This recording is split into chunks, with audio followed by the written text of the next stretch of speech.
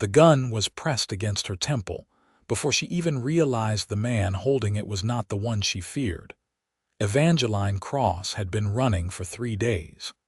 Her feet were raw and bleeding, the soles torn open by rocky desert earth and sun-baked caliche flats. Her dress, once a deep green cotton that her mother had sewn for her wedding day, hung in tatters from her shoulders. Her hair was a wild, tangled mess of dark auburn waves caked with red dust. She had not eaten since the morning she ran. She had not slept since the night before that. And now, in the blue-black darkness of a New Mexico canyon at the edge of a fire she had stumbled toward like a moth too desperate to be afraid of burning, a man had risen from the shadows with a revolver leveled at her face. "Don't move," he said. His voice was low and careful, the way a man speaks when he is ready to act and does not need to perform readiness. She did not move. She could not. Her legs had finally surrendered to 3 days of punishment, and she dropped straight to her knees in the dirt, not in submission but in pure physical collapse, the kind that bypasses the will entirely. The gun tracked down with her. "I am not with him," she said. Her voice barely worked. It came out cracked and dry as split leather. "Please, I am not with anyone. I am alone." The silence that followed was not a comfortable one. She could feel the man studying her in the firelight, reading her the way men who have survived dangerous places learn to read every living thing they encounter. She kept her hands visible, palms open, not because she had been told to, but because it was the only honest thing she had left to offer anyone. Then the gun came down. "You are barefoot," he said. It was not a question. It was the beginning of something, though she did not know what yet. She looked down at her own feet in the flickering light and saw what he saw. Cracked, bleeding, caked with dust and dried blood, the skin of her heels split in long, angry lines. "Yes," she said. He holstered the revolver and crouched down to her level, and she got her first real look at him. He was lean and trail-worn, maybe 28 years old, with dark brown hair that curled slightly at the temples where sweat had dried. His eyes were an unusual shade, somewhere between gray and green, lit with something she would later come to understand was not coldness but extreme caution. There was a jagged scar along his left jaw, old and white against tanned skin. He wore a duster the color of dried tobacco leaves and a battered hat pushed back on his head. He looked like a man the world had tried hard to break. "How long have you been running?" he asked. She opened her mouth to answer, and instead, without permission or intention, she began to cry. That was how it started. Not with drama or declaration or the kind of collision that makes a good story to tell at a dinner table years later. It started with a woman on her knees in the dust, weeping from exhaustion and terror, and a drifter with a scarred jaw who asked nothing from her at all. His name was Eli Jasper, and he had been in the New Mexico territory since the spring of 1882, working the kind of jobs that do not leave much of a paper trail. He had been a hired hand on a cattle drive that ended badly in Abilene. He had spent a winter doing carpentry work for a widow in Santa Fe who paid him in meals and a warm place to sleep on her porch. He had scouted territory for a surveying crew for 6 weeks before the crew ran out of money and dissolved. He moved like a man who had no particular place to be and had made his peace with that fact, or at least had buried the part of himself that had not. He had stopped for the night in the canyon because his horse had thrown a shoe on the ridge above, and he needed to wait for morning light before attempting the descent to the nearest town, which was a place called Ridgeline, population 400 and climbing as the railroad pushed closer from the east. He had a small fire going, enough to heat water for coffee and to keep the coyotes polite. He had been sitting with his back against a boulder, reading a 3-week-old newspaper by firelight, when the sound of staggering footsteps in the darkness had brought him to his feet with his hand on his gun before his mind had fully woken up. He had not expected a woman. He had expected trouble in one of the more familiar forms. What he got was Evangeline Cross, 23 years old, barefoot and broken, with a story that took most of the night to come out in pieces. He did not push for it. That was the first thing she noticed about him. He built up the fire instead, heating water without being asked, finding a tin cup and pressing it into her hands without speaking. He had dried jerky and hardtack in his saddlebag, and he set them in front of her without comment or ceremony, the way you set out grain for a spooked animal that needs to eat before it can be anything else. She ate. She drank the coffee, which was terrible and strong and the best thing she had ever tasted. She sat wrapped in his bedroll, which he had handed her with the same wordless practicality he seemed to apply to everything, and she stared into the fire and slowly, like a person who has been clenching something for so long the act of releasing it is almost painful.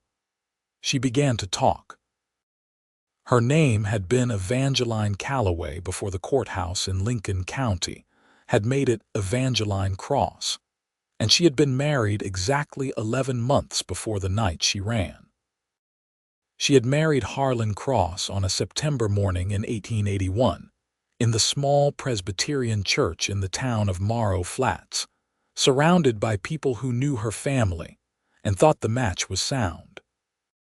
Harlan Cross was 34 years old, which her mother had called experienced and her father had called established. He owned 260 acres of good grazing land, a ranch house with glass windows, and a reputation in the county that had never been publicly questioned. The private truth was something different.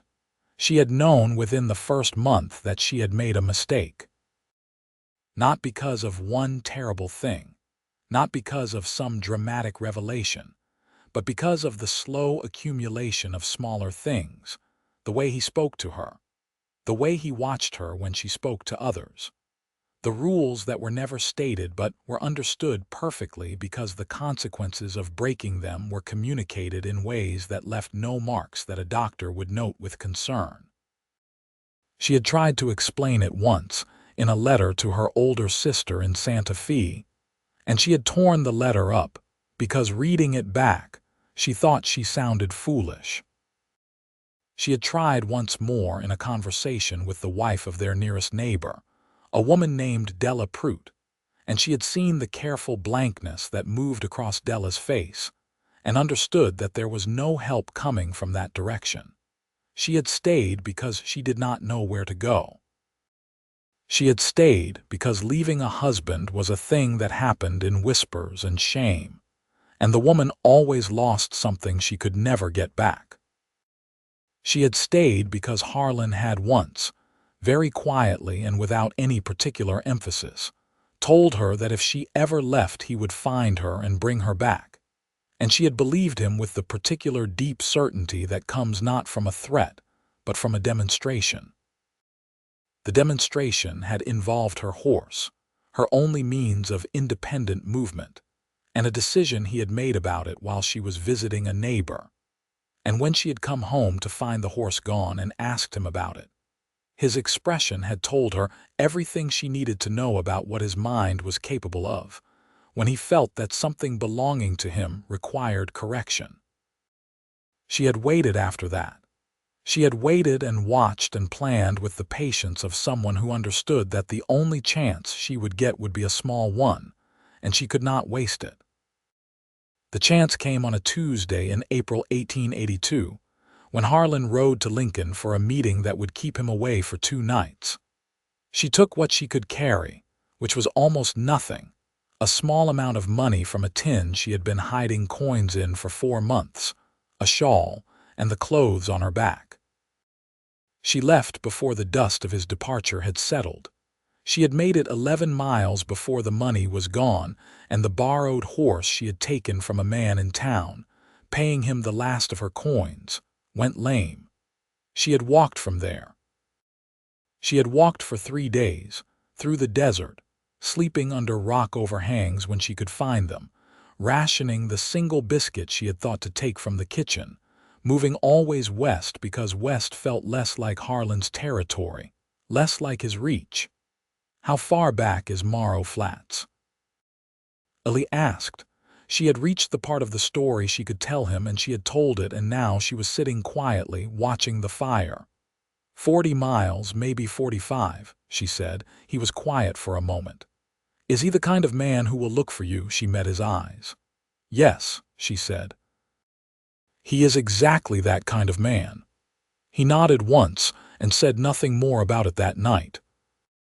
He gave her his blanket and rolled up his duster under his head and slept on the ground 3 feet from the fire. And he was asleep inside of 5 minutes with the complete unconscious efficiency of a man who had learned to sleep when sleeping was possible. She watched him in the firelight for a long time before she slept herself, trying to understand why she felt safer next to this stranger with a scarred jaw and a gun on his hip than she had felt in her own house for the past 11 months. She had no answer for it. She slept. Morning in the canyon came cold and bright, the sun still below the canyon walls but filling the sky above with pale gold. Evangeline woke to find the fire built back up and coffee heating, and Eli crouched next to his horse on the far side of the camp, checking the animal's hooves with focused attention. The horse was a bay gelding with a calm eye and a white star on its forehead, and she would later learn its name was Chester, which she found deeply endearing for reasons she could not articulate. Her feet ached with the steady, deep throb of genuine damage. She looked at them in the morning light and understood that she was not walking 45 miles of canyon and desert in the next few days, no matter how motivated she was. Eli came back to the fire, filled a cup, and handed it to her. He looked at her feet. I can set a shoe on Chester if I can find the right stones to use as an anvil, he said. There is a town called Ridgeline about 12 miles north. I am heading there. You can ride. She looked at him. You do not know me, she said. I know enough, he said. He did not elaborate. He drank his coffee and began to break down the camp with the practiced economy of a man who has set up and taken down a camp so many times that each motion has been reduced to its essential minimum. She watched him and felt something complicated move through her chest. It was not trust yet. It was the precursor of trust, the moment when something in you that has been set against something else relaxes by one small degree and lets a crack of light through. Why? She asked. He looked at her from across the camp. The morning light caught the scar on his jaw, and she found herself wondering about its history. Because you need to get somewhere safe, he said, and I am going the same direction. That is all. It was not all, she would eventually understand.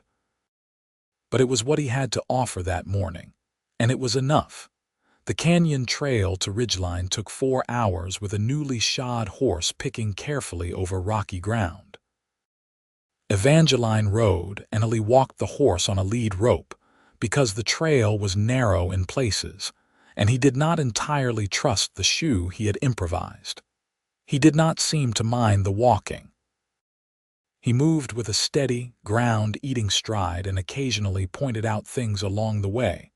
A hawk riding thermals above the canyon rim, the silver thread of a creek far below, a cluster of ancient petroglyphs carved into the red rock that he had noticed on a previous pass through this country. She asked him then, the first time, where he was from. There was a pause, not uncomfortable but measured. Ohio originally, he said. Long time ago. What brought you out here? Another pause. The same thing that brings most people out here, he said. Needing to be somewhere that was not where I was. She understood that kind of answer. She did not push. She learned more about him in fragments, the way you learn things from a careful person. in small pieces that only form a picture when you hold enough of them together. He had grown up on a farm outside Columbus, the second of 4 children. His father had been a difficult man in ways that Eli described with a kind of detached precision that she recognized as the careful language of someone who has spent a long time deciding how much of a thing to say. He had come west at 20, following the trail of his older brother who had gone to Kansas to work cattle. He had found Kansas. He had not found the brother. "What happened to him?" she asked. "Do not know," Eli said. "I looked for a while, then I stopped." There was a whole story in that sentence, and she felt the outline of it without pressing for the details. She understood the particular silence of grief that has been lived with long enough to become simply a part of a person's geography. Ridgeline appeared at the end of the canyon trail as a collection of wooden buildings arranged along a single main street, with a water tower and a livery stable, and a general store with a false front that made it look twice its actual size. There was a hotel with a sign that read Ridgeline Grand, which was an extremely ambitious name for a 2-story building with a cracked front window. There was a saloon, a barber shop, a doctor's office, and a small church set slightly apart from the rest, as if maintaining a dignified distance. Eli brought Chester to a stop in front of the general store and helped Evangeline down with a steadying hand that he withdrew the moment she was on solid ground. She stood on the wooden sidewalk in her tattered dress and bare feet and felt the weight of the stares they were attracting from people passing by. She had forgotten, briefly, what she looked like. "I need to find work," she said quietly, "and I need shoes." "Come inside," he said, and held the door. The general store was a single large room crammed with the dense, particular abundance of a frontier supply point. Bolts of cloth stacked to the ceiling, barrels of flour and meal and salt pork, tools hanging from the rafters, a display case with glass front showing watches and pocket knives and small medicines. The air smelled of dried herbs and machine oil and coffee beans. The man behind the counter was short and gray-haired, and wore his spectacles pushed up on his forehead with the distracted air of someone who was always surprised to find them there. His name, according to the sign above the door, was Walter Hume, general merchant. Eli spoke to him quietly for a moment while Evangeline examined a display of women's boots near the door. She heard Eli say she needs boots, and she heard Walter Hume say something she could not quite catch, and then she heard the particular quiet sound of coin changing hands. She turned around. "I can pay you back," she said immediately. Eli looked at her. "You can pay Walter when you are working," he said simply. Walter Hume came around the counter and measured her feet with a professional eye and disappeared into the back room, and came out with a pair of plain brown leather boots that fit well enough to serve. He also, without being asked, set a wool blanket on the counter and a bar of soap and a small bottle of calendula salve, which Evangeline recognized as something her mother used to keep for cuts and cracked skin. She felt the sting of gratitude behind her eyes and pressed it down hard because she was in a public space, and she had already cried in front of this man once, and she had a firm policy now about twice. "Is there anyone in town who might need help?" she asked Walter Hume. "A boarding house, a hotel, a restaurant. I can cook, clean and I can keep accounts." Walter Hume considered her over the rim of his spectacles. "Pearl Madison over at the hotel has been asking around for someone to help in the kitchen and do the rooms," he said. "She lost her girl 3 weeks back when the girl got married and moved to Albuquerque." "Thank you," Evangeline said. The hotel kitchen smelled of baking bread and lard, and the particular sharp sweetness of apple preserves. And Pearl Madison was a broad, competent woman of 50 with strong hands, and a direct way of speaking that Evangeline found deeply reassuring after a year of navigating the hidden meanings in a man's silences. Pearl looked her up and down, asked her 3 practical questions about her cooking abilities, showed her the kitchen and the 6 guest rooms upstairs, and told her the wage and the hours with no further preamble. "You will sleep in the back room," Pearl said, pointing to a small room off the kitchen with a narrow cot and a window that looked out on a small yard with a scraggly cottonwood tree. "Breakfast is at 6, supper at 7.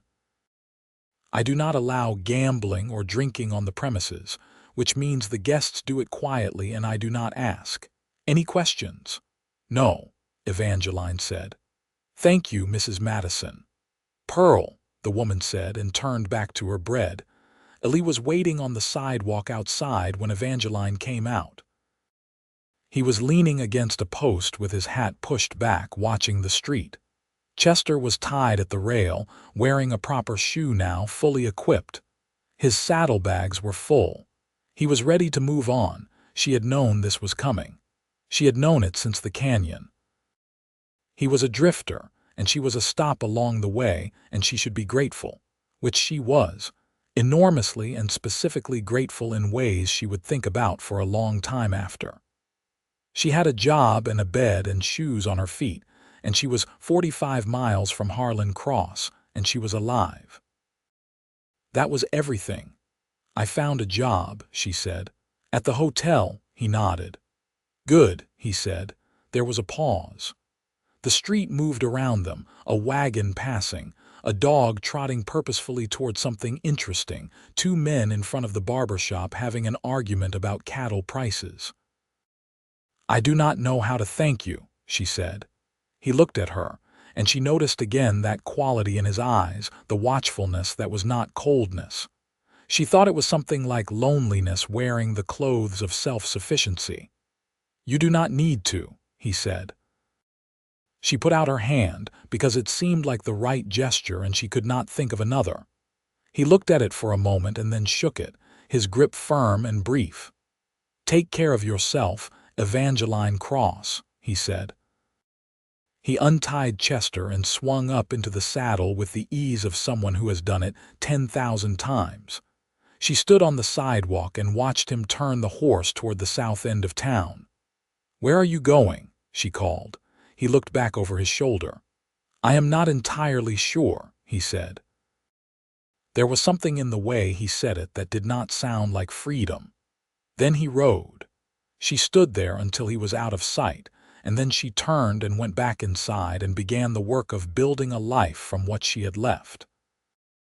The work at Pearl Madison's hotel was hard, and it was constant, and it was exactly what she needed. There was a rhythm to it that demanded enough of her body and enough of her concentration that the other things, the fear, the grief for the life she had lost, the slow burning shame of having been so wrong about a man for so long, could not crowd in. She cooked breakfasts and suppers. She cleaned rooms. She learned the particular requirements of the regular boarders, the 3 railroad surveyors who liked their coffee black and their eggs soft, the retired land agent named Morris, who ate everything on his plate, but always left exactly 1 bite as if performing some private ritual, the young school teacher named Clara Finch, who read at meals and did not like to be interrupted.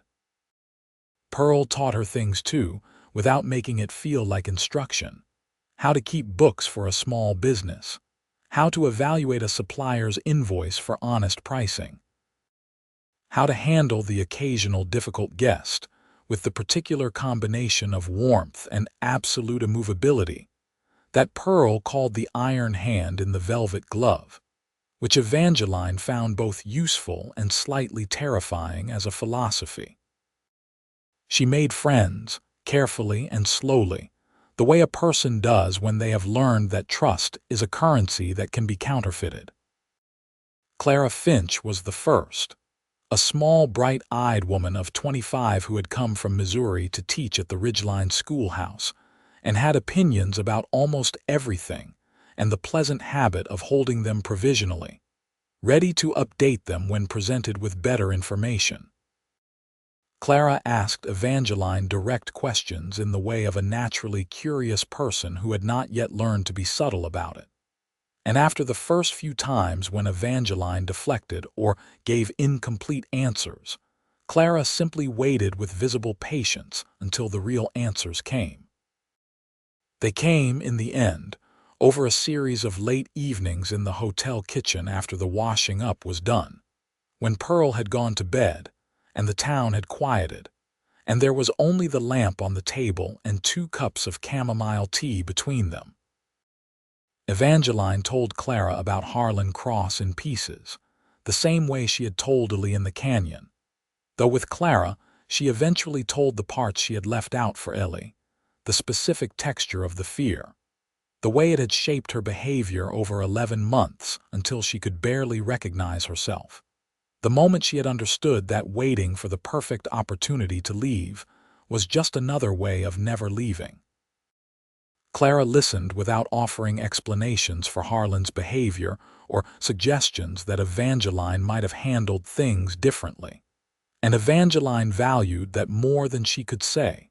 She thought about Eli more than she thought she should.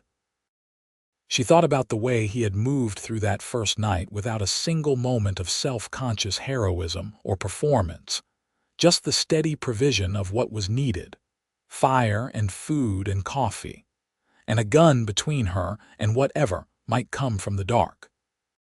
She thought about his eyes in the morning light at the top of the canyon trail. She thought about his hand shaking hers and the specific feeling of that grip, brief and serious, and somehow more respectful than anything she had received from a man in more than a year. She did not say any of this to Clara because she knew what it would sound like, and she was not ready for what it meant. 3 weeks after arriving in Ridgeline, she was in the general store buying salt and a new candle when she heard men talking at the counter about a drifter who had been sleeping in the livery stable and taking odd jobs around town. She kept her eyes on the shelf in front of her. Her heart did something she told it firmly to stop doing. He had come back. She did not go looking for him that day. She paid for her purchases and walked back to the hotel and went about the rest of her afternoon with careful normalcy. She told herself this was wisdom.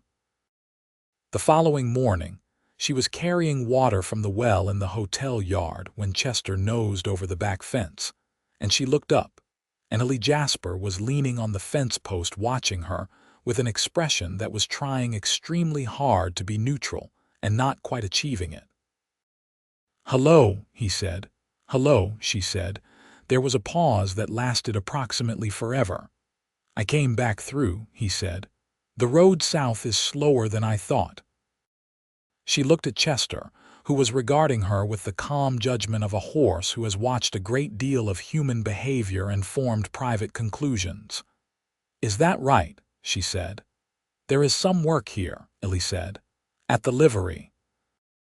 And I am thinking of doing some carpentry for a man named Hooper who is building a new grain storage building." She looked at him. He looked back at her. The morning sun was behind him and she had to shade her eyes. "You want coffee?" she asked. He came through the gate. He took the coffee standing in the kitchen doorway, as if maintaining the ability to leave quickly was a precondition for entering at all. Pearl looked at him once with the comprehensive assessment of a woman who has managed a frontier hotel for 20 years, and then went back to her bread without comment. He came back the next morning, and the one after that. Each morning he appeared at the kitchen door, sometimes before she was even in the kitchen, and she would make coffee and he would drink it, and they would talk about small things: the progress on Hooper's grain building, the behavior of the railroad surveyors, what she had heard about conditions to the west. It was entirely ordinary, and somehow each morning felt more significant than the one before it, like a chord building toward a resolution that neither of them was in any particular hurry to reach. She learned more about him in those morning conversations than she had in the canyon. He told her about the brother, Eventually, his name had been Daniel, and he had been 22 when he went to Kansas, and Eli had been 18, and had followed 2 years later, and had found, after months of searching, a man in a Wichita saloon who remembered Daniel Jasper working a cattle drive that had gone bad in a river crossing near Caldwell. 3 men had drowned. Daniel might have been one of them. There was no record either way, and Eli had looked and finally had to accept that looking was becoming its own kind of damage. "That is when I started moving," he said. "After that, I thought if I kept moving it would feel less like standing still in the place where something was lost." "Does it?" she asked. He looked at his coffee cup. "Less than it used to," he said. She told him more too. Not about Harlan specifically. She had told that story, and she did not want to be only that story in his presence. She told him about her childhood in Morrow Flats, which had been a genuinely happy one. A doctor father and a practical loving mother, and a sister 4 years older named Helena, who had always been the brave one and had gone to Santa Fe to teach school when she was 20 and had never come back. She told him about the books she had read. Her father's library had been unexpectedly rich for a frontier town. And about the summer, she had taught herself to play the church organ badly enough that the minister had politely suggested she restrict her playing to hours when the congregation was not present. He laughed at that, a real laugh, sudden and unguarded, and she felt the sound of it in her chest like a bell struck close. She noticed in those weeks that he was building something in Ridgeline the same way she was, carefully and without quite naming it, a set of daily occupations, a set of known faces, a reason to be in a specific place rather than moving through it. He finished Hooper's grain building and took on 2 more jobs, a fence repair for the widow of a rancher who had died in the winter and left her with a property she was determined to maintain, and a new floor in the school where Clara Finch held her classes. He did the work well and charged fairly, and word got around the way it does in small towns where people pay attention to who does what they say they will do. He had supper at the hotel on a Thursday in May, the first time he ate a meal there rather than taking coffee at the door. Pearl set a plate in front of him without being asked, and he looked mildly startled by it. And Pearl gave him a look that suggested he should not make a production of the situation. And he ate his supper and had 2 helpings of the apple pie that Evangeline had made that afternoon. Clara Finch watched this entire exchange from her seat at the end of the table with the expression of someone watching a play and trying to determine whether it is a comedy or something more serious. She cornered Evangeline in the kitchen afterward. "The man came back," Clara said. "He is working here," Evangeline said, not looking up from the dishes. "He came back," Clara repeated, as if this were extremely simple and Evangeline was being deliberately obtuse. "You should wash your own cup," Evangeline said. "I am not your servant." Clara set her cup in the wash basin and leaned on the counter and smiled in a way that Evangeline found completely infuriating and also, privately, rather wonderful. June came, hot and bright, with afternoon thunderstorms that built up over the mountains to the west and rolled in smelling of rain and lightning. Evangeline had been in Ridgeline for 2 months. She had saved money. She had a small routine that was her own. She had begun to recognize herself again in small ways, the capacity for genuine laughter, the interest in the world outside her own immediate fear, the particular pleasure of being competent at something and being seen to be competent by people who respected it. She had also, without quite making a decision about it, fallen in love with Eli Jasper. She recognized it the way you recognize a song you have heard before but never paid attention to, with a sense of sudden clarity rather than surprise, as if it had already been true for some time and you were simply catching up to it. It was in the way a day felt different when he appeared at the kitchen door in the morning, and the way a day felt different when he did not. It was in the specific quality of attention she had when he spoke about something he cared about, the way his hands moved, the way the caution in his eyes sometimes relaxed when he forgot to maintain it. It was in the fact that she had spent 11 months learning what it felt like to be with a man who watched her like a possession. And now, she spent her days with a man who watched her like she was interesting, like what she thought and what she said, and what she noticed about the world had value that he wanted to understand. She did not say anything. She had reasons for this that she considered legitimate, and a few that she suspected were just fear dressed up as reasons. One evening in late June, with a storm coming in over the mountains, and the sky turning that particular purple-green that precedes a serious downpour, Eli came to the back gate as usual but did not stop at the doorway. He came all the way into the kitchen and set a small package on the table without explanation. She looked at it. Brown paper tied with string. She looked at him. "What is this?" "I found it at Walter Hume's store," he said. He was standing with his hat in his hands, a thing she realized she had never seen him do before, and the absence of the familiar hat made him look younger and somehow more exposed. She untied the string and opened the paper. Inside was a book. It was a collection of poetry, Longfellow, the spine worn soft and the pages yellow at the edges, clearly secondhand. She opened it and smelled old paper and someone else's past. "I remembered you said you missed books," he said. "Walter had a box of them he took in trade." She held the book and did not trust herself to speak for a moment. "You have been listening," she said. He looked at the floor. There was something effortful about the way he was managing his expression, like a man performing a controlled descent down a steep face. "I always listened to you," he said. It came out quieter than she thought he intended. Outside, the first crack of thunder rolled down from the mountains, and the cottonwood tree in the yard began to shiver in the wind that comes before a storm. The lamp on the kitchen table swayed slightly and steadied. She set the book down.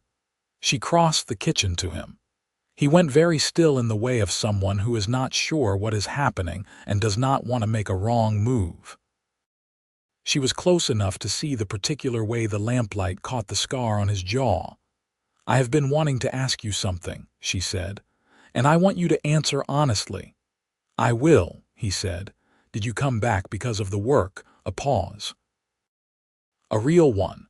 Not the kind where a person is deciding what to say, but the kind where a person is deciding whether to say what they mean."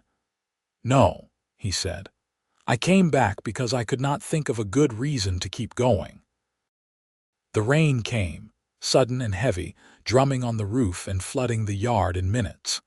The kitchen filled with the smell of wet earth and rain on hot stone. Somewhere in the hotel, one of the boarders closed a window with a bang. She put her hand on his face, on the scar along his jaw, and she felt him breathe in sharply. "You have given me so much," she said, "without asking for anything." "I did not do it so you would owe me something," he said. His voice was rough at the edges. "I know that," she said. "That is the part I am trying to tell you about." He covered her hand with his, large and rough-palmed and warm. "Evangeline," he said, and there was a whole sentence in her name when he said it that way, several sentences. "Yes," she said simply. He kissed her the way a careful person does everything, deliberately and with complete attention. And she understood in that moment that this man had been damaged by the world in real ways, and had kept going anyway, and had arrived in a dark canyon in the New Mexico territory at exactly the moment she had needed someone to be there, and that none of that was an accident in any way that mattered. The rain came down, and the lamp burned steady, and Pearl Madison, who had not actually gone to bed yet, heard everything from the hallway, and went back to her room smiling with the deep satisfaction of a woman who has been watching two fools circle each other for 2 months and has been waiting for one of them to stop being afraid. July brought the question of Harlan Cross. It came not as a surprise, but as the thing she had been aware was coming in the way you are aware of a storm on the horizon, still distant, but taking up more sky with each passing day. She heard through Walter Hume, who heard from a man passing through from Lincoln County, that a man named Cross from Morrow Flats was asking around about a missing wife. The story had spread the way stories spread in sparse country, from town to town along the roads that connected the small communities of the New Mexico Territory, passed between travelers and supply riders, and the men who carried mail. She told Eli that evening, sitting on the back step of the hotel while the day cooled.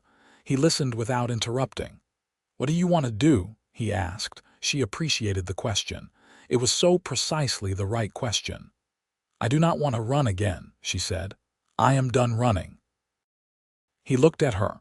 "All right," he said, "but I need to know what my situation is," she said. "Legally. I left. I took nothing that was his, but the law in this territory is not set up to be kind to women who leave." This was true, and they both knew it. The year was 1882, and the territory of New Mexico operated under laws that gave a husband substantial legal claim over a wife's person and property. And a wife who left without formal divorce proceedings had no real standing. Harlan Cross could, in theory and in practice, present himself to the local law in Ridgeline with a marriage certificate and a story and cause her serious trouble. Clara Finch, when Evangeline told her, became immediately and extremely useful. Clara knew things about the law because her father had been a lawyer in Missouri, and she had grown up with a specific understanding of how legal processes worked, and more importantly, where they could be made to work in a person's favor. She wrote a letter to her father that same evening. She also wrote a letter to Helena Calloway, Evangeline's sister in Santa Fe, because Evangeline had not been in contact since leaving Morrow Flats, and her family did not know she was alive and well. The letter to Helena arrived in Santa Fe, and Helena's reply arrived in Ridgeline 12 days later, and it arrived accompanied by Helena herself. Helena Calloway was 31 years old and carried herself with the air of a woman who has decided to take up the exact amount of space she occupies and not apologize for any of it. She arrived on the afternoon stage and walked into the hotel kitchen and took one long look at her sister, and then hugged her so fiercely that Evangeline could not breathe for a moment. And that was all right, because she was crying too hard to need to breathe normally. Helena had known, she said. She had suspected from Evangeline's infrequent and carefully worded letters that things in Morrow Flats were not what they should have been, and she had been trying to figure out how to reach across the distance without making things worse. When the letter from Clara arrived, it had been, she said, the most welcome letter she had received in years. She also had information. A lawyer she knew in Santa Fe named Beaumont Carlyle had experience with this particular category of situation. There were grounds for desertion, she said. Constructive desertion, which was a legal concept that meant a spouse who had created conditions that made the marriage intolerable without physically leaving, could be found to have abandoned the marriage. It required evidence, and it required testimony, and it was a long process, but it was a process that existed. "I will help you," Helena said simply. Eli met Helena that evening at supper, and Helena assessed him with the frank, unsentimental appraisal of an older sister for whom her younger sister's judgment in men had recently been demonstrated to be fallible. Eli bore this assessment without flinching, which Evangeline felt was a point in his favor. After supper, Helena found Eli on the front porch and had a direct conversation with him that Evangeline was not present for, but the substance of which she could infer from the fact that Helena came back inside looking thoughtful and did not warn Evangeline away from him. "He is careful," Helena said. "I know," Evangeline said. "I do not mean it as a criticism," Helena said. "I mean it as an observation. He is very careful with you. He watches where he puts his feet, if that makes sense." It made perfect sense. Harlan Cross came to Ridgeline on a Thursday morning in late July. He rode in on a gray horse with a second man whose name she never learned, and he presented himself at the office of Sheriff Dale Mackey, who was a decent man doing a complicated job in a territory where the law was still sorting out what it meant to be the law. Evangeline knew he was in town because a boy who ran errands for Walter Hume saw the horses at the sheriff's office and told Walter, and Walter sent the boy to the hotel. She was behind the hotel's front desk, doing the accounts when Pearl Madison appeared in the doorway with an expression of controlled calm that meant something serious was happening. She had time to compose herself. She had more time than she expected, because it took Harlan Cross an hour at the sheriff's office, during which time Eli had somehow learned about the arrival and appeared at the hotel's back door and was standing in the kitchen when she went through. She looked at him.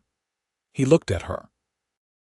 "He is at the sheriff's office," he said. "I know," she said. "I want to speak to the sheriff first before Harlan does." "Helena is already there," Eli said. "She went when she heard." Of course she was. Evangeline felt a surge of love for her sister so sharp it was almost painful. She walked to the sheriff's office. Eli walked beside her. He did not touch her and did not speak, but his presence beside her was the kind of solid, undemonstrative support that she had come to recognize as his particular style of caring for her, steady and present, and asking nothing in return. Sheriff Mackey was a lean, weather-lined man in his 40s who had been sheriff of Ridgeline for 6 years and had developed the careful neutrality of a man who has heard more stories than he can verify and tries to act on what he can establish as fact. He listened to Evangeline. He had already been listening to Helena. He asked Evangeline several questions that were careful and specific and did not feel hostile. Then he brought in Harlan Cross. She had not seen him in 3 months, and the distance had given her perspective in a way that proximity had never permitted. He was 45 years old, which she had always known but which looked different now, and he wore his respectability like a coat, all surface and presentation, the right hat, the careful handshake, the measured voice. He did not look at her with anything as obvious as anger. He looked at her with the patient, proprietary attention of a man who considers the situation a temporary inconvenience. "Evangeline," he said, as if greeting her after a minor absence. "Harlan," she said. Her voice was steady. She had not been sure it would be. He told the sheriff that his wife had left unexpectedly, and that he was concerned for her welfare and wished to bring her home. He said it in the way of a man whose story was practiced and whose confidence in its reception was complete. Sheriff Mackey listened, and then told him that Mrs. Cross had presented her own account of her situation, that she had engaged the assistance of a lawyer in Santa Fe with whom the sheriff had agreed to correspond before taking any action, and that, in the meantime, Mrs. Cross was a free person in his town and would remain so. Harlan Cross's careful expression did not change, but something shifted in his eyes and she felt the familiar cold recognition of it, the look that said this was not over, that he was recalculating and not retreating. "I would like to speak with my wife privately," he said. "No," Sheriff Mackey said. The brevity of it was magnificent. Harlan looked at the sheriff for a moment with the expression of a man encountering an obstacle he had not anticipated. "I believe I have the legal right," he said. "You believe a lot of things. the sheriff said. "Today, in my office, the lady does not wish to speak with you privately, and that is what will be observed. If you have legal proceedings you wish to initiate, you will do them through the proper channels and with proper representation, and not in my office on a Thursday morning." Harlan left. He rode out of Ridgeline by noon with his second man and without Evangeline, and she watched the road from the hotel's front window until the dust of their departure had settled. Her hands were shaking slightly. She pressed them flat on the window frame. "He will come back," she said. "Probably," Eli said from behind her, "but not the same way." He was right, though not in the way either of them anticipated. Harlan Cross did not come back himself. She found it helped to work. She found it helped to have Helena present, though Helena could not stay forever and eventually went back to Santa Fe with promises to correspond daily, which she kept. She found it helped enormously to have Eli. He had taken a room at the hotel by then, one of the upstairs rooms, and paid for it out of his earnings and did not treat it as anything other than a normal commercial arrangement, which it was, except that it also meant he was present in the mornings and the evenings in the particular way that changes a space. On evenings when the legal worry was loudest in her head, he would find her and propose something very small, a walk to the end of town and back, a game of checkers at the table in the hotel's sitting room, sitting on the back step watching the stars come out while she read aloud from the Longfellow he had given her. He never tried to fix the worry or minimize it. He sat in it with her and made the sitting bearable.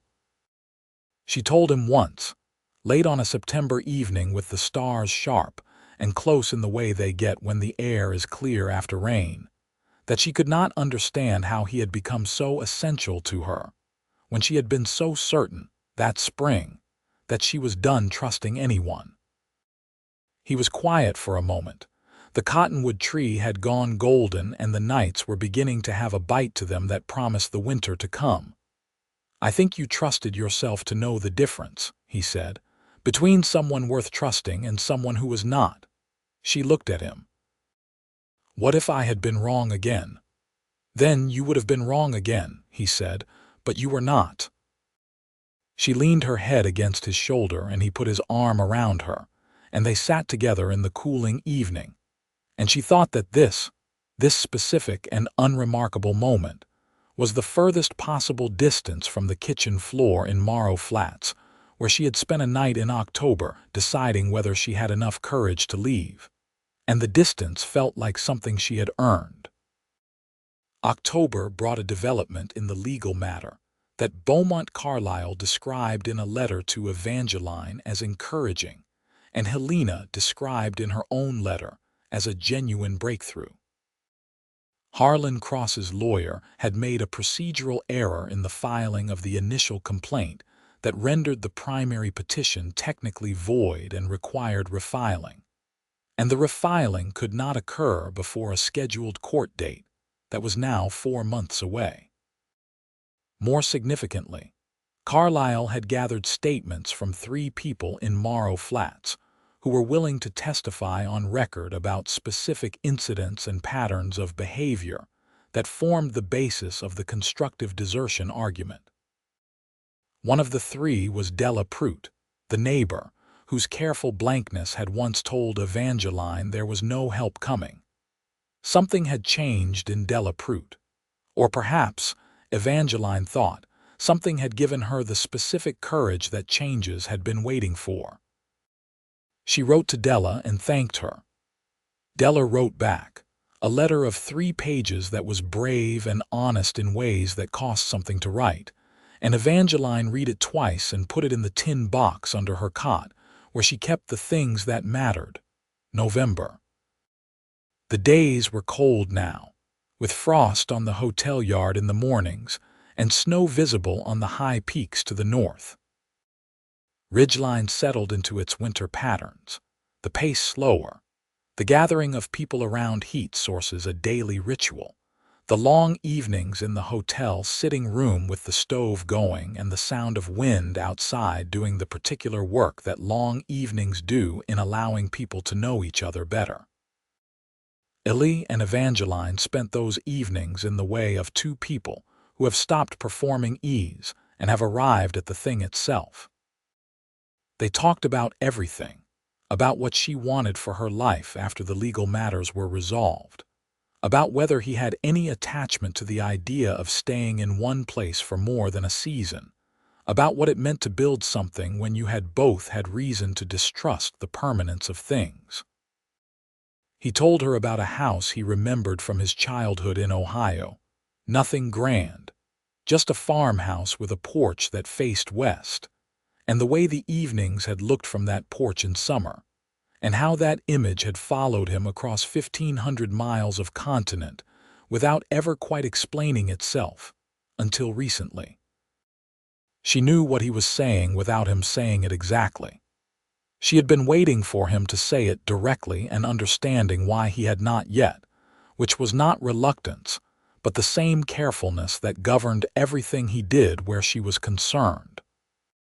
He did not want to ask her for something that was complicated by the situation she was in, the legal proceeding still unresolved, her status still technically that of a married woman, however much the substance of that marriage had dissolved.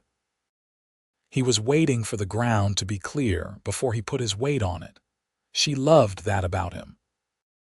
She also, on a specific evening in November when the wind was making itself known against the windows, and the sitting room was warm, and the evening felt like the inside of something protected, decided she was done waiting for him to find the right moment.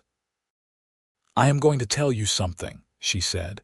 He looked up from the checkerboard where he had been contemplating a move for approximately 4 minutes. "I know what I want," she said. "When this is resolved, I know it already. I want you to know that I am not waiting to figure it out." He was very still. "I want a life that is mine," she said. "Not controlled, not managed, not belonging to someone else's idea of what I should be. I want work that matters and people who are honest with me, and I want to wake up in the mornings without being afraid." She paused. "And I want those mornings to be with you, if that is something you want." He put down the checker piece he had been holding. "Evangeline," he said. He stopped. "You do not have to answer right now," she said. "I know," he said. "I am not trying to think of an answer. I already have an answer. I am trying to find a way to say it that is adequate to what I mean." She waited. "I have not had anything I did not want to leave behind in a long time," he said finally. "I did not realize until I came back to Ridgeline that the reason I kept leaving places was not that I wanted to go. It was that I could not think of a reason to stay. I have a reason now." He met her eyes. "I have had a reason since a woman appeared out of the dark in a canyon and sat down in the dust and cried and then drank terrible coffee and thanked me for it." She laughed, sudden and real, and he smiled. The particular smile she had come to recognize as the one he only produced when he was genuinely pleased, the one that changed his whole face and made the scar on his jaw look like something the world had tried to do to him that had not worked. "So yes," he said, "that is my answer. Yes, the court date was in February." Beaumont Carlyle came from Santa Fe and Helena came with him, and they sat in a small courtroom in Lincoln with a judge named Everett Hayes who was, Carlyle said, a fair man who had ruled on several similar matters in the past year as the territory's legal landscape began, slowly, to acknowledge the reality of how women experienced marriage in circumstances of coercion. Harlan Cross was present with his own lawyer. He sat across the room and he looked at her, and she looked back, and she felt something she had not expected, which was a kind of clarity that was almost like pity, though not quite. He was a man who had built his sense of himself entirely on the architecture of control, and what she saw in his face when she did not look away was the beginning of a structure finding out what happened when its foundation was challenged. The testimony was given. The statements were read into record. Della Prute's statement was read, and it was specific and factual, and the judge listened to it without interruption. Beaumont Carlyle argued his position with the precise, unhurried competence of a man who has prepared the case he intends to make, and is making it without embellishment. The judge did not rule from the bench that day. He said he would take the matter under advisement and issue a written ruling within 30 days. 31 days later, in March of 1883, a letter arrived at the hotel in Ridgeline. Evangeline opened it at the kitchen table with Pearl on one side and Helena, who had come back to wait, on the other, and she read it 3 times, the first time too fast to take in, the second time with her hands shaking, the third time slowly and completely. The judge had found in her favor. The marriage was dissolved on grounds of constructive desertion.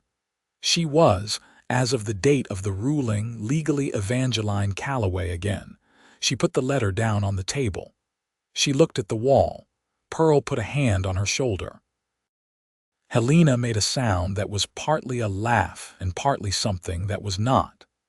Eli was at the livery stable doing a repair job when she came through the door. He turned around from what he was doing and took one look at her face, and she held up the letter, and he covered the distance between them in about 3 steps and pulled her against him, and she pressed her face against his chest and breathed in the smell of sawdust and horses and clean sweat and cried, though these were a completely different kind of tears from the ones in the canyon, and she needed him to know that. "Good ones," she said into his shirt. "These are good ones." "I know," he said. His arms were tight around her. "I know." Spring came to Ridgeline with the particular extravagance of high desert spring, the cottonwood coming back in soft yellow-green, wildflowers across the flats north of town, the creek in the canyon running fast with snowmelt. The air smelled clean and moving. Eli asked her to marry him on a Sunday afternoon in April with the mountains visible to the north and Chester, grazing in the paddock behind the livery stable, and no particular ceremony to the moment, except that he had clearly been thinking about it for some time, and had decided that waiting for a perfect moment was a habit he was actively trying to break. He did not have a ring yet. He said this directly with a slight awkwardness that she found completely endearing. "I want to get you something you choose yourself," he said, "if that is how you want to do it." She looked at him. He was wearing his usual working clothes, and his hair needed cutting, and the light was behind him again the way it had been that first morning at the top of the canyon trail. "Yes," she said. "That is exactly how I want to do it." They were married in June, in the small church set apart from the rest of Ridgeline's buildings, the one that maintained its dignified distance from the commercial life of the main street. It was a small wedding because they were both people who had come to prefer small over performing, but the people who were there were the right ones. Helena, who served as her witness and cried openly and without apology. Pearl Madison, who wore her good dress and brought a cake that was architecturally ambitious for a frontier hotel kitchen, and succeeded. Clara Finch, who read a poem, not Longfellow, but something she had written herself that was warm and specific, and made Eli look at the floor for a moment in the way of someone managing a feeling. Walter Hume came, and the widow whose fence Eli had repaired, and 2 of the regular boarders who had been at the hotel long enough to feel proprietary about the proceedings. Eli had bought a simple gold band from a jeweler in Lincoln, who had shown Evangeline 6 different options, and then waited while she chose, which was the experience he had promised her. She wore it on her right hand initially, which was her preference, and then after a few months switched it to her left because she found she did not need it to mean something different from what it actually meant, and what it actually meant did not require a statement. The ceremony was conducted by the minister, a patient man named Reverend Cal Hines, who knew both of them and knew enough of their stories to understand what he was officiating, and did it with the specific warmth of a person who finds human resilience genuinely moving. When Eli Jasper put the ring on Evangeline Calloway's finger and said the words required of him, he said them looking directly at her with the full attention she had learned was his particular form of devotion, the opposite of performance, the thing itself. She said the words back. She meant everyone. They spent the first month of their marriage in the rooms above the hotel, while Eli worked on a small house on the edge of Ridgeline that a man named Corrigan had built, and then abandoned when his family decided not to follow him west. The house needed a new roof, new windows, a floor in the second room that was currently raw earth, and considerable attention to the chimney. Eli did most of it himself, with occasional help from two men he had befriended over the winter, a quiet man named Bertrand Foley, who did general carpentry, and a young man of 20 named James who worked at the livery and had decided Eli was the most useful person he had ever met and wanted to learn everything he knew. Evangeline spent those weeks helping Pearl at the hotel, while also learning what the house needed and sourcing the materials and making decisions that were entirely her own to make, which she found had a particular pleasure to it that she did not think would ever become ordinary. She chose the paint for the front door, a deep blue that Pearl said was frivolous and Clara said was perfect. She decided how the kitchen would be arranged and where the small vegetable garden would go in the yard. She selected fabric for curtains from Walter Hume's store, a warm cream cotton, and sat in the evenings making them at the table in Pearl's kitchen while Pearl sewed nearby, and did not make a single comment about domestic life that could be interpreted as a statement about gender roles, which was one of the things Evangeline valued about Pearl Madison. The house was ready in August. It was not a grand house. It was 2 rooms downstairs and a sleeping loft above and a porch that faced west. And when Eli showed her the porch he had built the evening before they moved in, she understood something about him and about what he had been carrying across the years without putting it down. "It faces west," she said. "It does," he said. She took his hand, and they stood together on that porch in the late afternoon, watching the light change over the desert flats to the west, the slow shift from gold to amber to the particular burning rose that the high desert sky produces on clear evenings. And she thought that some things that are lost find their way back in forms that are not quite the same as what was lost, but are complete in themselves. Life in the house on the edge of Ridgeline had a texture that was entirely different from anything she had lived before. Not the controlled quiet of Morrow Flats, and not the transitional rhythm of the hotel, but something that was genuinely theirs, shaped by both of them in the daily decisions that add up over time to a life. Eli cooked when she was busy at the hotel, simple things but good ones, and she cooked when he was in the middle of a complicated job and had forgotten that hours had passed. They disagreed about specific things, how to handle a leaking roof section above the loft, the best route for a trip to Santa Fe that Helena was pressing for, what to do about the stray dog that had appeared in their yard and shown no interest in leaving, which was a disagreement they resolved by accepting the dog, who was named accordingly. His name was Reason, because Eli said that was what had lost the argument. She laughed about the name for 3 days. He pretended not to find this as satisfying as he clearly did. Helena came for a long visit in September and declared the house a triumph, and declared Eli acceptable, which she said in his presence with sufficient gravity that he looked briefly uncertain whether to feel complimented, then decided to. She also brought news from Santa Fe and from the lawyer Carlyle, who had taken a case that bore significant similarity to Evangeline's, and hoped that the precedent set by Judge Hayes's ruling might be applicable. Evangeline wrote a letter to Carlyle saying he could use her case as reference if it would help. It was a small thing, but it was a thing she could do, and she did it without hesitation. In October, she discovered she was pregnant. She told Eli on a Tuesday evening on the west-facing porch, which had become the place where they told each other the important things. She watched his face go through several expressions in rapid succession, each one genuine and unguarded surprise, then something she thought was wonder, then a settling into something quieter and more specific that she recognized as a particular form of resolve. "Are you all right?" he asked. "Yes," she said. "I am more than all right." He reached over and took her hand without saying anything for a long moment. The evening light was doing its usual remarkable work on the western sky. "I did not know," he said finally, "that I wanted this until right now. And now I cannot imagine not wanting it." She squeezed his hand. "That is exactly how I feel," she said.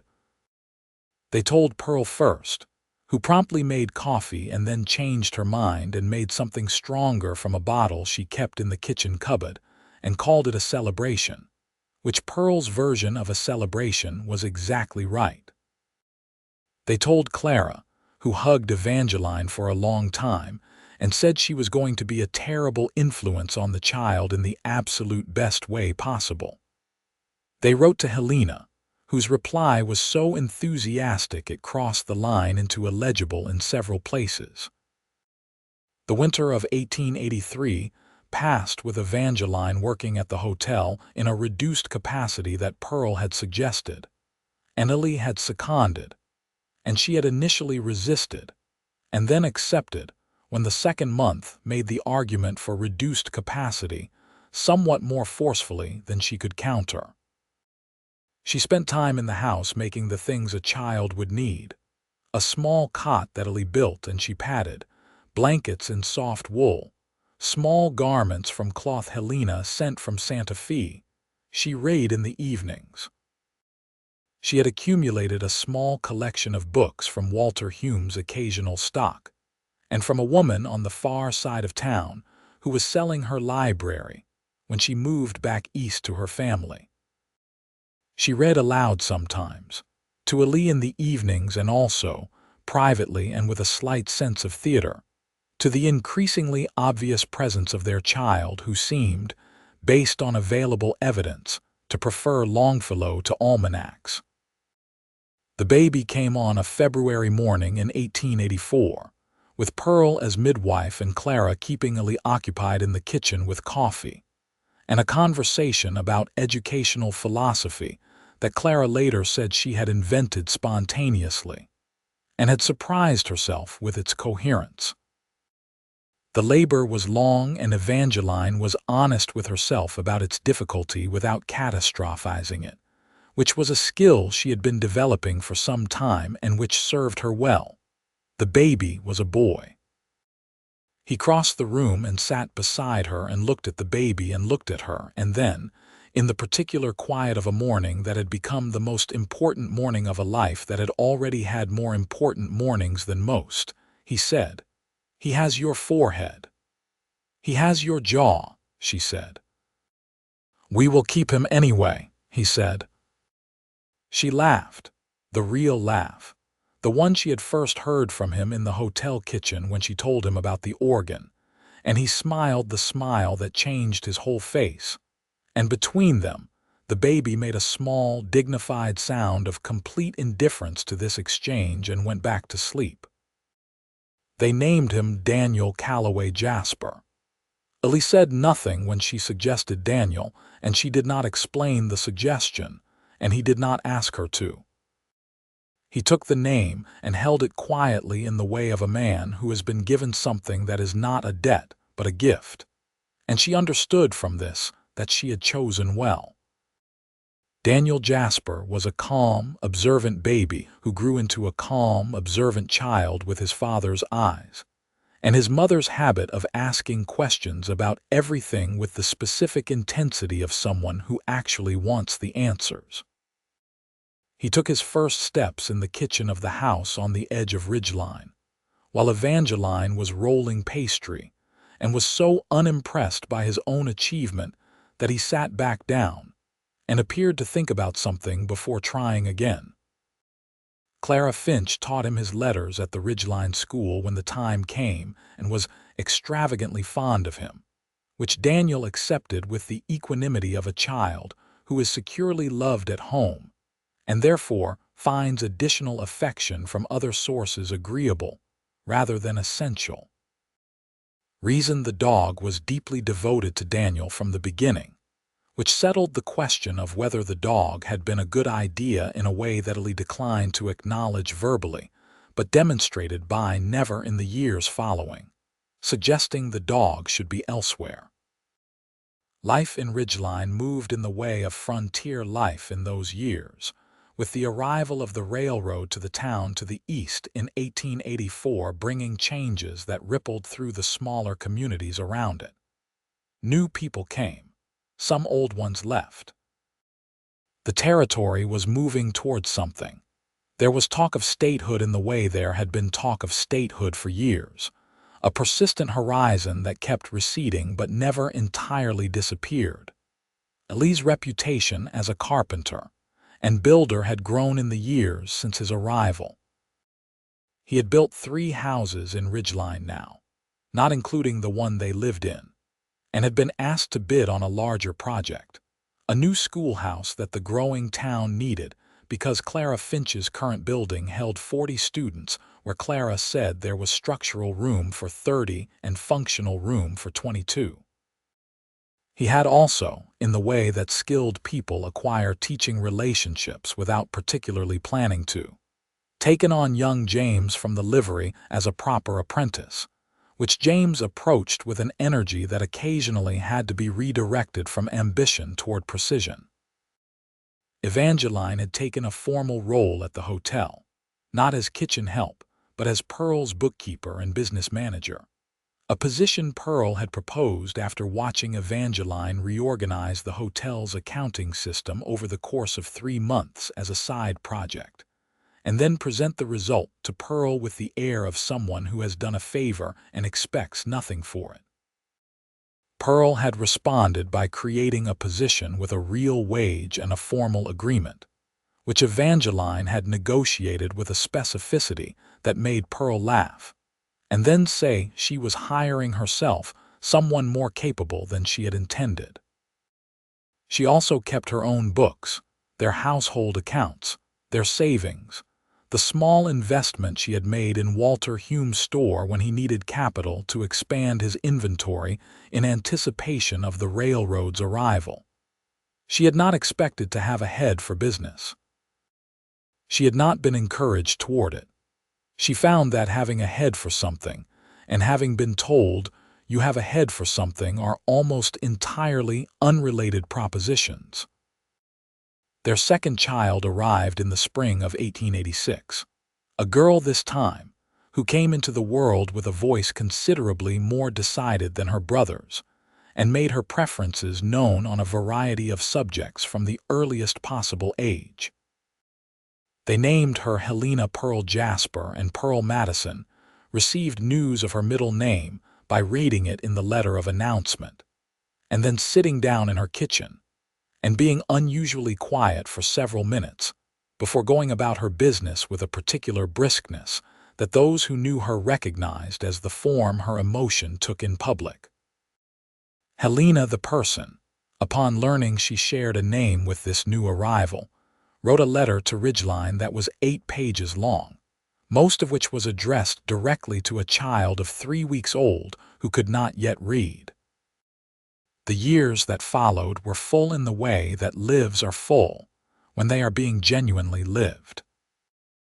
The new schoolhouse was built, and Clara Finch moved into it with the expression of a person entering a cathedral, and the building was good, solid, and light, and with windows on both sides the way Clara had specified, because she had read that natural light improved children's concentration. The old Corrigan house. Their house acquired additions over time. A second bedroom when Daniel needed one, a larger kitchen, the vegetable garden expanding and then being partially surrendered to Evangeline's discovery that she preferred growing flowers. There were hard times within the good ones, because life does not differentiate. A drought in the summer of 1887 that hit the ranchers hard and affected the whole community. A sickness that went through the town in the winter of 1888, taking two of Pearl's regular boarders, and the wife of the man named Hooper, who had been among Eli's first employers. Pearl herself grew older, and the hotel's physical demands grew harder for her, and Evangeline spent more time managing the operation until the question of what would happen to the hotel became a real one. Pearl, being Pearl, had considered it before anyone else raised it. On an afternoon in the spring of 1889, she asked Evangeline to sit down at the kitchen table, which was the table at which most of the important things in Evangeline's Ridgeline life had been decided, and presented her with a proposal. She wanted to sell the hotel. She was 65 and her knees were honest with her now in a way they had not been. And the man who had been her boarder Morris for 7 years had recently asked her to marry him, and she was inclined to say yes, which she said with the matter-of-fact air of someone reporting a moderate weather improvement. She wanted to sell the hotel to someone who would keep it running as it was, meaning well, and she would give first offer to Evangeline. Evangeline went home and talked to Eli for 3 hours. They bought the hotel. It made sense in the specific way that some decisions make sense when you know the shape of your own capabilities and your own desires well enough to recognize when an opportunity fits them. Evangeline knew the hotel completely. She knew the boarders and the suppliers and the accounts and the kitchen and the particular rhythms of a business that served a community. Eli could take on the physical maintenance and improvement while continuing his building work. Daniel was 11 years old enough to help and interested in the operation with the specific enthusiasm of a boy who finds the mechanics of things deeply engaging. Helena Pearl, at 3, had opinions about everything, but her helpfulness as a hotel employee was still developing. Pearl Madison married Morris in the June of 1889, in the same church where Eli and Evangeline had been married 6 years earlier. She wore a gray dress and carried a bunch of desert flowers and looked, as Clara Finch said afterward, genuinely happy in the way of someone who has spent decades being competent and is not surprised to find that competence has its own rewards.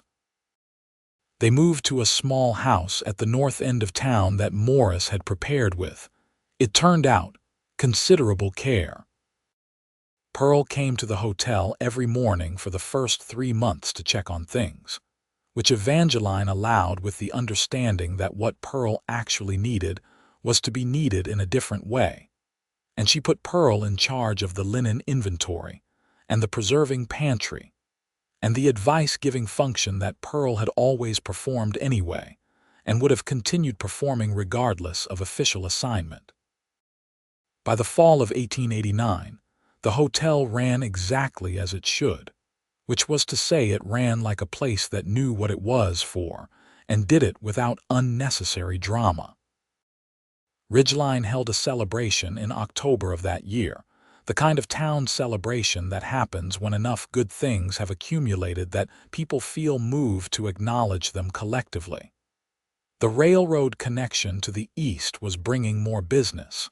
The drought had broken. The new schoolhouse had its first full class in both rooms. The occasion was organized by a committee that included Clara Finch, the minister, and 3 merchants, and it involved a barbecue in the main street and a dance in the evening outside the church. Eli danced badly and with complete commitment, which she had discovered on their wedding day and which she had continued to find one of the most endearing things about him. He danced with Evangeline first, and then with Helena Pearl, who was 4 now and had strong opinions about music and demanded multiple circuits of the clearing, before allowing herself to be returned to Clara's supervision.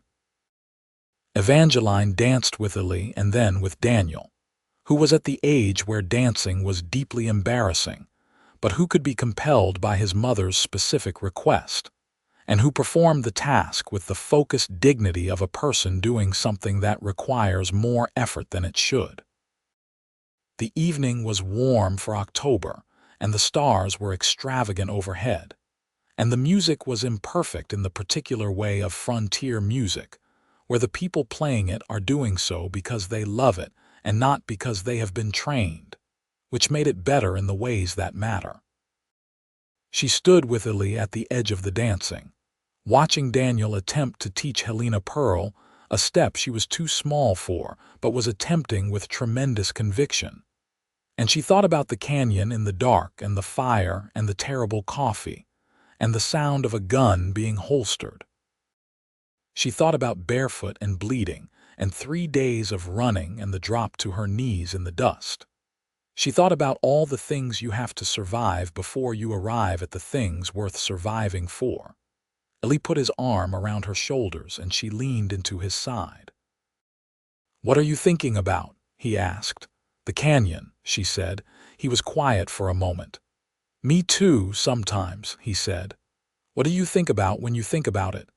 He watched Daniel and Helena Pearl and the music and the stars for a moment before answering. "That I almost kept riding," he said. "South, away from Ridgeline.